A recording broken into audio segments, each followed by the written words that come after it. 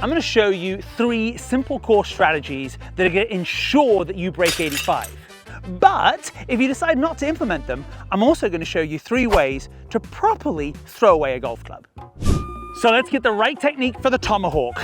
Make sure you got hinge in the wrist. Make sure the elbow lags back. Make sure the left hip goes, and then fire. Now let's go ahead and show you the hammer throw.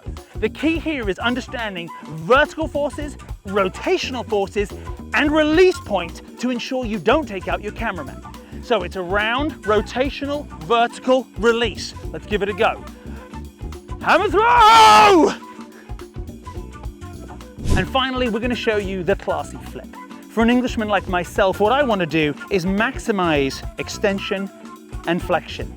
Or is it flexion and extension? I'm not sure which one it is, but anyway, it's just a release. Hammer time! The hammer, do you remember the hammer? Yeah. Okay, so the first problem that we have is that every time we get to a tee box, we keep grabbing this when we should be grabbing this. You see, we all love watching golf on a Sunday and watching the best players in the world playing the best golf they've ever played. And what do they show? Do they show layups with irons off of tee boxes? Or do they show 355-yard drives? Well, of course, they show bomb drives. So what we do is we get on the tee box and we go, okay, great, let's rip a driver. Now, I'm not saying that you shouldn't hit driver. Maybe hit 3-wood, maybe hit an iron. But what I want you to do is grab this and actually start to understand where you personally should hit to. Because for me, when I stand up here and I take a look, I want to understand what is a position that I can get into consistently without bringing in the trouble. So the bunker on the right-hand side there is 291 yards. Okay, when I go ahead and look at the tree on the left, it's only 235. Oh, so I can cut the corner. Well, no, because it's a 70-foot high oak tree. So I cannot go left because it's going to destroy this hole, which is a dogleg to the left. But what I can do is know that I can hit driver because I can hit it towards that bunker, and I don't hit it that far, I don't hit it 290. I can aim at that bunker. So now I understand that I can take my driver because I can't reach that bunker. And when I aim at that bunker, I now honestly have about 40 yards to the right up to the cart path. I've got about another 40 yards to the left down towards the left edge of the fairway. Whereas if I aim down the middle of the fairway, 20 yards left is the water hazard in the tree. So you've got to start to pick a better shot off the tee box so you take the pressure off. So let's give it a shot.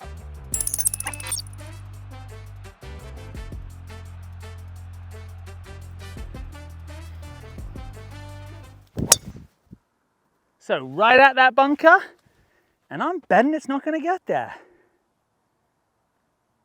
And it didn't. So I'm not telling you can't grab your driver. What I'm telling you is you've either got to get your GPS or you've got to get your laser out and start to figure out where can you hit it distance-wise and then where can you hit it width-wise to take the pressure off and stop losing shots on the tee box, because that's where you're shooting 90. The second strategy I want to talk to you about is that every pin is a sucker pin. Now, we've all heard this, right? On the PGA Tour, they talk about these sucker pins because they're tucked in this really small place. Well, look, for us, our dispersion, as in if we hit 100 shots at a hole from, let's say here, 130 yards away, we're going to hit some right, some left, some short, some long. On the PGA Tour, the best players in the world from right here at 130 are hitting a sand wedge or a gap wedge, and they're averaging 19 feet from the hole. But that's 19 feet left, 19 feet right, 19 feet short, 19 feet long. So if you think that, that's almost a 40-foot dispersion. The thing is, from 130, you might be hitting a 9, an 8, maybe even a 7. So we've got to start to understand is, if we can get this within inside of 40 feet, left, short, long, right would have been doing well. But what we've got to start to understand is, where can we not miss? So let's take out the flag, throw it out the way, and start to look at if we put a cross over the top of that flag and we started to say there are 4 quadrants, what is the worst place that you could possibly go? Well, let's just go ahead and do a quick laser right here. Okay, 130 yards to the flag. So the worst place I could possibly go is short right, because there is a creek and there is a very steep bunker. Okay, where's the second worst place I could go? Well, if I went ahead and went long right, because I'd end up in that bunker. Okay, so that's the second place. What about the third place? Well, you know what?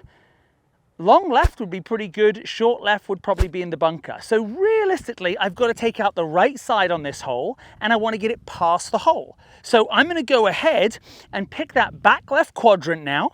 There you see it lit up right there. And I'm going to go ahead and take a club that actually goes about 140 yards, because I'm going to expect to miss hit it. And if I miss hit it, it's going to come up a little bit short and it will be pin high. We've got to stop thinking that we hit the ball so well all the time and start to play for that miss. So here we go, back left of the green.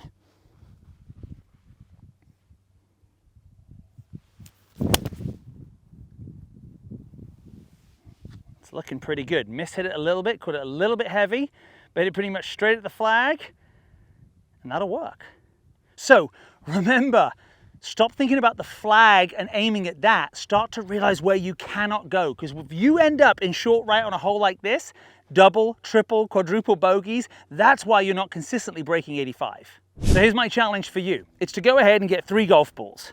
You're going to go ahead and hit those 3 shots at the flag stick, and you're going to go ahead and see how close you can end up from 130 yards from the hole. Remembering that the average on the PGA Tour is 19 feet. All you've got to do is pace them out, and then we're going to end up with an average. Let's go ahead and take a look.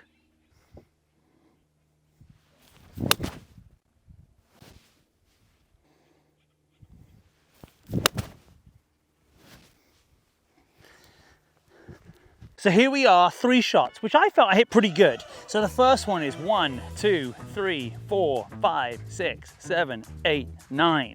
Okay? Now, 10, 11, 12, 13, 14, 15.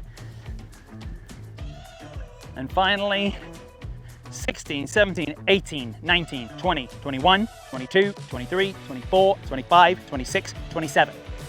Now, think of this is basic math. If I want to get the average feet from the hole, there are 3 feet in a pace. So I'd times it by 3. But guess what? We used 3 golf balls, which means you don't have to do any math. I just averaged 27 feet from the hole, which means that, again, 19 feet for a tour player. I was 27. Now let's take a look at this.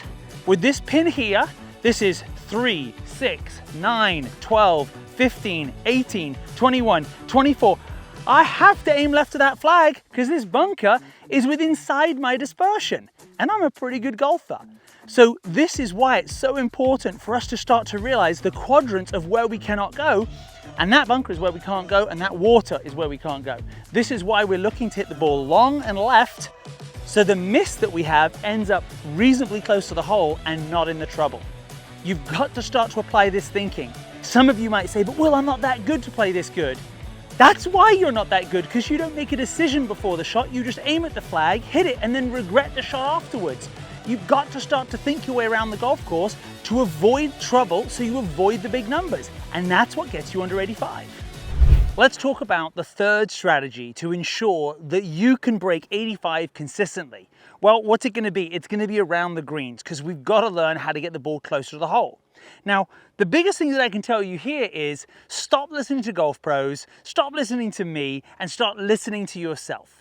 Because people will tell me, well, Will, you know, I always use my lob wedge around the green and I'm pretty good with it. Okay, that's great, but let's look at the data.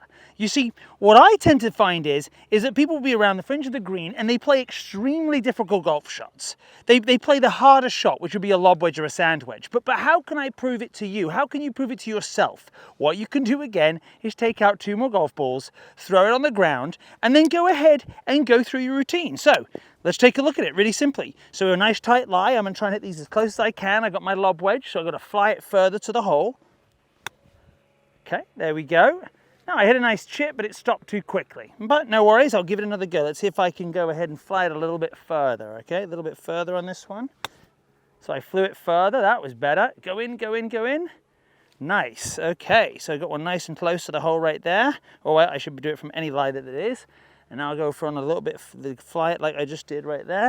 Oh, no, I caught that fin. Oops. Oh dear. Have you ever done that before? Right? Because it's a lob wedge. Sometimes some of you might even be laying it right here. But what do we do now? It's simple. Let's go over here, let's pace it out, and let's see the distance from the hole. I would never hit lob wedge from there because it's not the play. Now, again, I've got 1 at a foot. All right, so let's just go ahead and just say that's 1 pace, right? It's half a pace. Let's do half a pace. So we've got half, 1.5, 2.5, 3.5, okay? Good luck on this one. 4.5, 5, 6, 7, 8, 9, 10, 11, 12, 13, 14, 15, 16, 17, 18, 19, 20, 21. So I averaged 21.5 feet from the hole. How many putts do you think you're actually gonna make from 21.5 feet?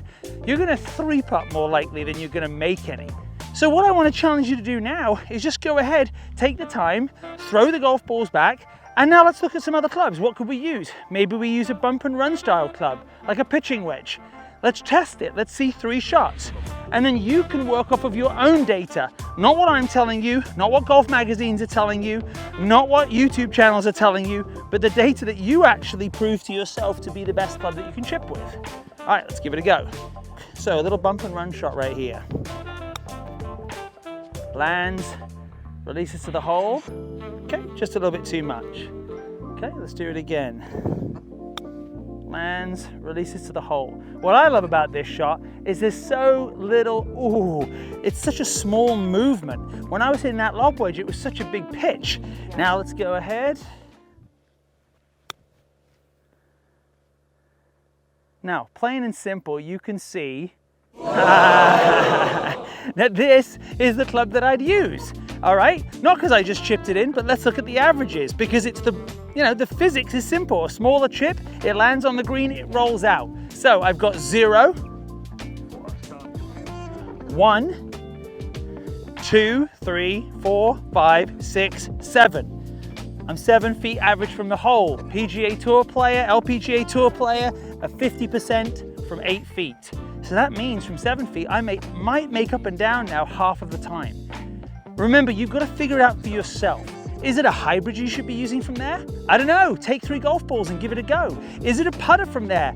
Take it and give it a go. But once you start to get confidence in your own game, that's what's going to instill confidence in you so you can actually go out there and play and shoot 85 consistently or lower. So take these 3 skill sets, apply them the next time you play, but most importantly, challenge yourself to prove to yourself to gain confidence. Hey, thank you so much for watching. I've got a whole bunch more videos on these same topics. They could be up here, maybe here, maybe here. I don't even know where they'll be, but they'll be somewhere around here that you can click on and go and check it out. I can't wait to see you there.